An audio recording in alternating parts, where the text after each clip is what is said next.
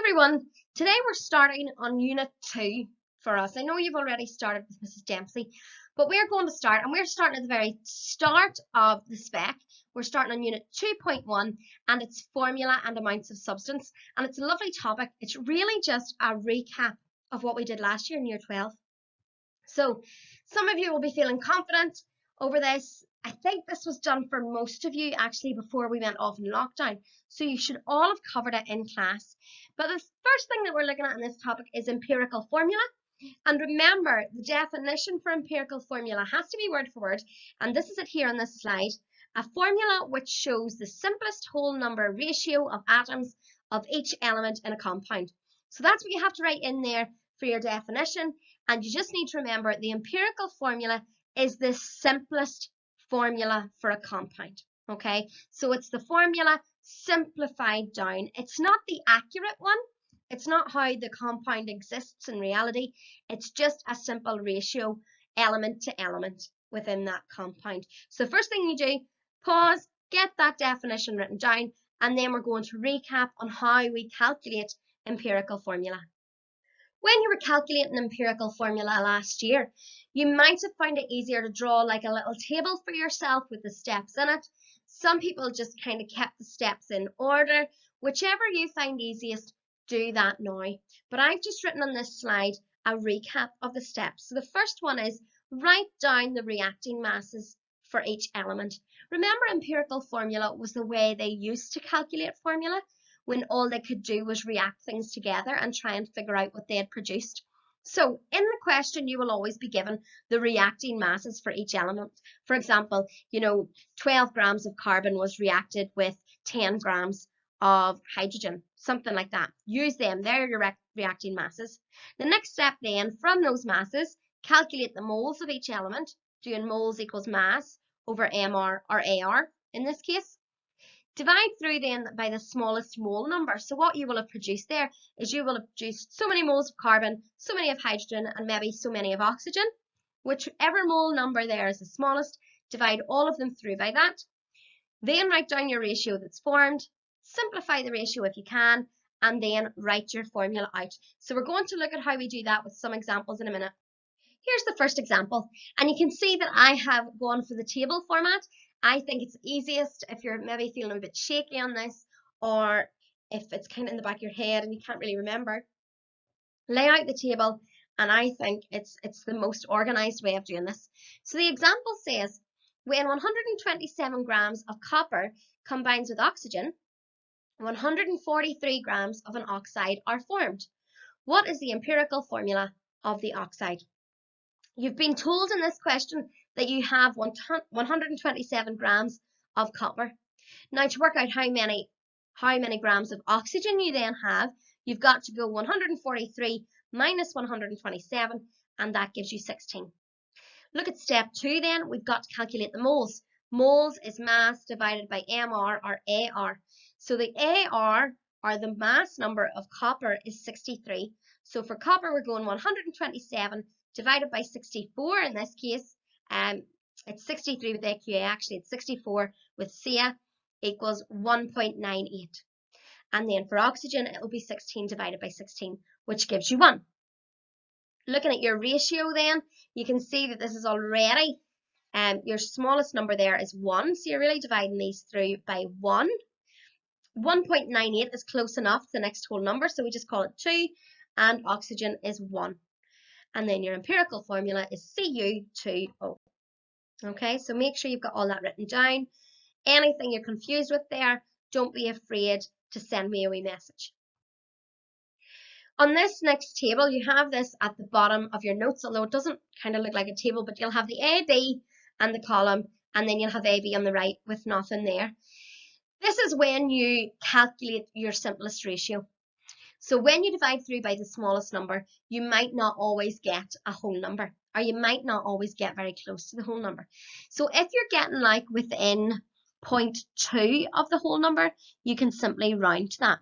But if you're going with anything of a difference of 0.25 or more, then we've got to adjust our numbers. So say you've got element A and element B. Remember what we're talking about here is if you've come out and your simplest ratio is A is 1 and B is 1.5. Well, you can't have 1.5 of an element. So what we have to do there is multiply those two numbers by 2 so we can get the nearest whole number there. So we've got 2 and 3. Remember, empirical formula is the simplest ratio in whole numbers. So we can't have decimals or fractions. Looking at the second one there, A is 1, B is 1.25. Here, to get them as both whole numbers, we've got to multiply by 4. So we have 4 and 5. For the third one, A is 1, B is 1.33. So to get to the nearest whole number, we've got to multiply by 3. That gets us 3 and 4. Fourth one down here, we've got 1 and we've got 1.2. So you can see here at 1.2, we actually could adjust our numbers. We could multiply by 5, and that gets us 5 and 6. And then the last one, we've got 1 and 1.67 can get us, if we multiply by 3, 3 and 5. Okay, so if you're coming up with decimals when you've done your step where you divide by the smallest number, check this table, see if you can change it to a whole number of this table. If it's like 0.1 away from your whole number, you can just round that, it'll be close enough. Now here's another example. Not all questions that you're given will have your masses given to you exactly how you'd like them in grams. Sometimes they use percentages like this one. It reads, the percentage by mass composition of compound X is carbon 54.5%, hydrogen 9.1%, and then oxygen 36.4%. In these cases where they give you percentage, just treat that percentage sign as a grams sign. So here we say carbon has got 54.5 grams, hydrogen 9.1 grams, and oxygen 36.4 grams. That's just there to throw you off. So just change that to grams. Working out your moles then, carbon will be 54.5 divided by 12, its mass number. That gets us 4.54. Hydrogen is 9.1 divided by 1, gets us 9.1. And then oxygen, 36.4 divided by 16 gets you 2.28. Now to find out our ratio, remember we divide through by the smallest moles number. And the smallest moles number there is for oxygen with 2.28. So each of these moles will be divided by 2.28 to get us our ratio number. So for carbon, the calculation will be 4.54 divided by 2.28 gets you 2. For hydrogen, 9.1 divided by 2.28 gets you 4. And then for oxygen, 2.28 divided by itself will equal 1. So your empirical formula there will be C2H4O. It's already in its simplest formula without you having to do anything else. Hopefully this calculation has started to come back to you and you're feeling a bit more confident with it. Follow your steps and you can't go wrong with empirical formula. So stick to your notes really tightly for the first wee while until you're feeling confident if you aren't already. Empirical formula is also very useful when you're given questions about water of crystallization. So this wee slide says empirical formula method works to calculate the degree of hydration when given questions regarding water of crystallization. So if they mention water of crystallization, usually you're looking for the degree of hydration. Remember, in an example like hydrated copper sulfate, CuSO4 dot X H2O, the X is the degree of hydration. That number that comes between the full stop and the water is the degree of hydration. And that tells you how many water molecules are trapped in one molecule of the copper sulfate or whatever salt you're working with. So let's look at a method or an example to do with this. So here's the example from your notes for water of crystallization. Find X in MgSO4.XH2O. So that's the degree of hydration we're being asked for. A sample of 7.38 grams of magnesium sulfate lost 3.78 grams of water on heating. Now, this calculation follows the same steps as empirical formula as the examples before. The only difference is we're not looking at the individual elements here. We're looking at the two parts of this hydrated salt. We're looking at the anhydrous salt of MgSO4, and then we're looking at the water which was in that, which caused it to be hydrated. So when we want to work out the mass of MgSO4 here, it would be a mistake to say 7.38 because 7.38 that we're told in the question is the amount of magnesium sulfate and water together. So we've got to take away the mass of water from the 7.38. So our calculation is 7.38 minus 3.78 gets us 3.6 grams of the anhydrous magnesium sulfate. And then the water they've told us in the question is 3.78 grams. Now, when you come to calculate your moles, then we're going to take this mass that we've calculated and divide it by the MR. So all the mass numbers added together there.